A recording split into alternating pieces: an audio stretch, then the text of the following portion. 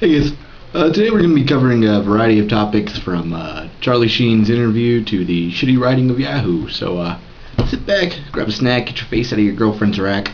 It's time for the breakdown. So before I say one thing about Charlie Sheen's interview, the man's completely fucking insane, okay? Secondly, he makes Glenn Beck sound like a Greek philosopher, like Aristotle. In case you haven't been cursed by the abomination known as Charlie Sheen's interview, please watch it. It is actually one of the most amusing things I think I've seen in a while. Anyways, Charlie Sheen's publicist has recently quit from being Charlie Sheen's publicist. He is quoted with saying, I have worked with Charlie Sheen for a long time and I care about him very much. However, at this time, I am unable to work effectively as his publicist and have respectfully resigned.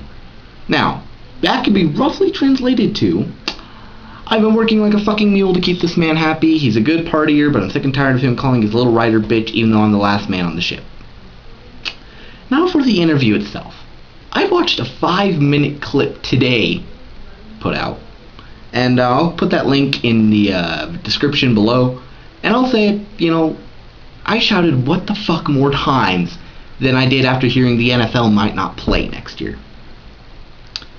Some of the shit this batshit insane crazy man says is not only pure dribbling insanity, but also makes me question whether he shot up heroin or not before this interview. Anyways, first off, I'm kind of paraphrasing here, but basically the reporter asks, so people are taking your anger and hate very seriously, and he's like, no, my passion, and she's like, okay, your passion, and goes on, what the fuck are you talking about?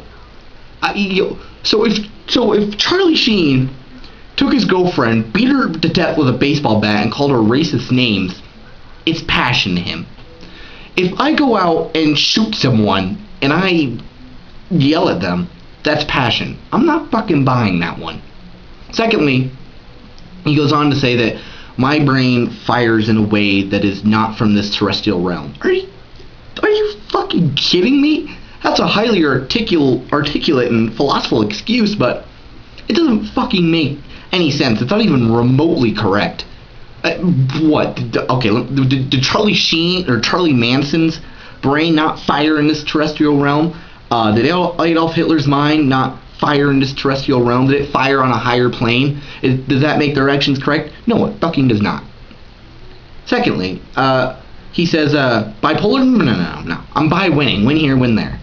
The fuck? Just because you switch out words doesn't mean you're suddenly a good guy, okay? We're all fucking bi-winning, okay? I got a McDouble yesterday, and I felt good, but I also got hated on by a bunch of chicks, so I felt bad. Win here, win there, You're fucking bipolar. Admit it, okay? Everyone in the universe, as far as I'm concerned, is bi-winning, okay? That doesn't even make sense to say that only you are bi-winning. And secondly, he said Sean Penn, Mel Gibson, some other people are trying to give him help and advice. If you take any sort of advice, or he said love, from people like Sean Penn or Mel Gibson, you are going nowhere but straight to fucking hell. Sean Penn is a good guy, and I like what he's doing in Haiti, but he is a radical from all sides of holy shit, what are you saying? And Mel Gibson, I'll tell you, he's a fine actor in about 3 films. But he's out of his goddamn mind, okay? He's as racist as a neo-Nazi, as drunk as, like, Dionysius, the Greek god of wine or something, okay? And as crazed as a wild dog. And Sheen and Charlie goes on to say, and I took more than anybody else could survive. What the hell? That makes no fucking sense at all. Are you shitting me with the feces of a boar, okay? That's like saying I fell 3,000 feet harder than anyone else could survive. That's a living fucking contradiction. Apparently you're immortal, and God forbid, because I don't want my grandson to have to turn on today and watch your ugly ass face explain why you fucked a hooker. Or the second option, more likely, you're just bullshitting us. And he then says how he survived was that, quote, I got tiger blood, man. What the hell? No tiger would willingly give you, an ass clown, its DNA willingly. Okay, even if that was possible, you'd look like the goddamn Cheeto Man. All orange and black and shit, okay? I mean, really, you're no scientist, and you just gave every single fucking member of the scientific community a bad rep by claiming that you injected yourself with the DNA of a tiger and it actually worked.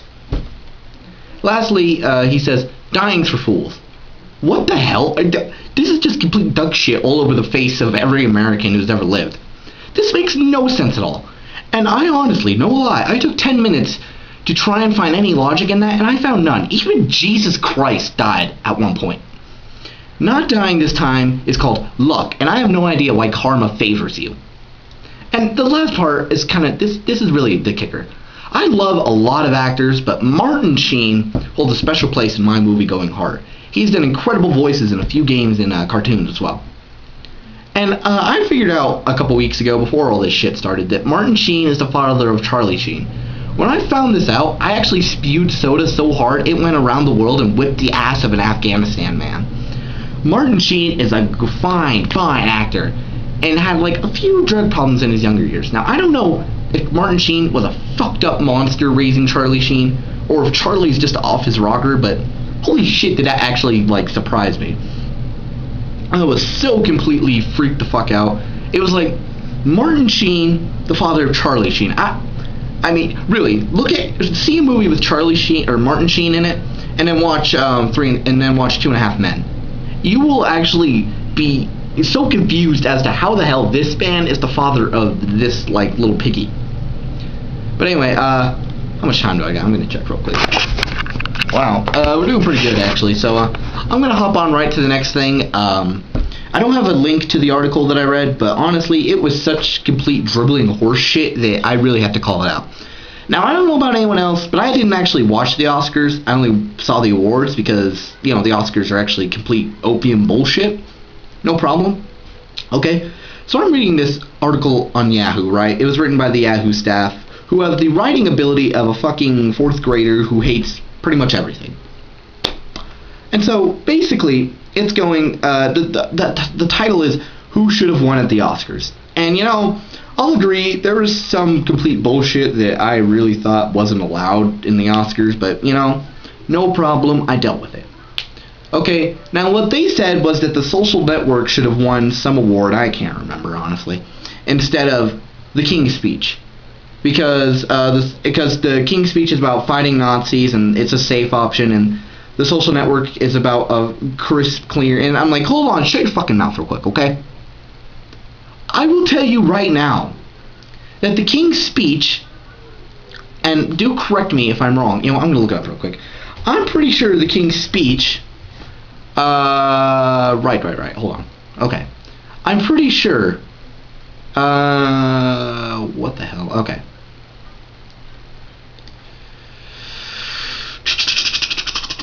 Okay,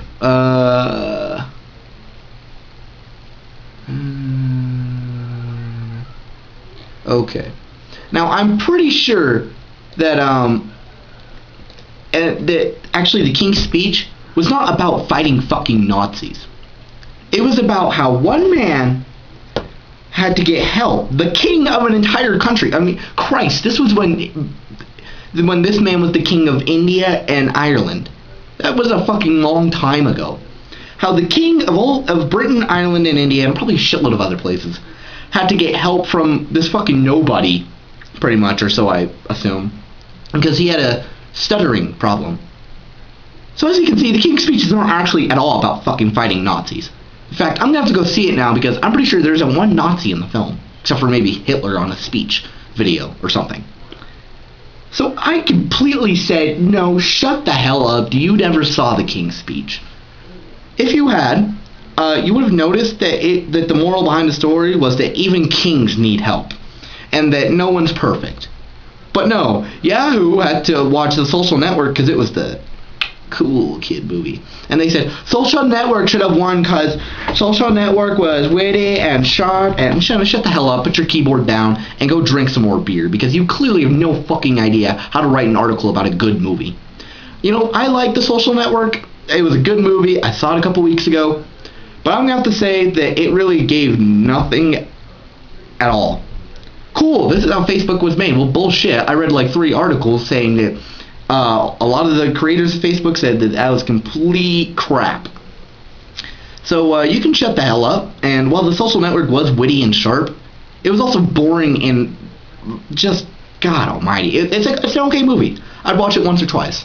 I don't intend to watch it again. Ever. And, but yeah, Yahoo, God, if you've ever read an article on Yahoo, you know what I'm talking about, probably. If you haven't, because you don't read, I don't blame you. It's complete bullshit. It's just like, they always think they're right, and there's no other fucking option. Really. But, yeah, that's good enough. Alright, so, that's our show tonight. You know, questions, comments, concerns can go in the lovely comment section below. And, yeah, that's pretty much it. See you guys later.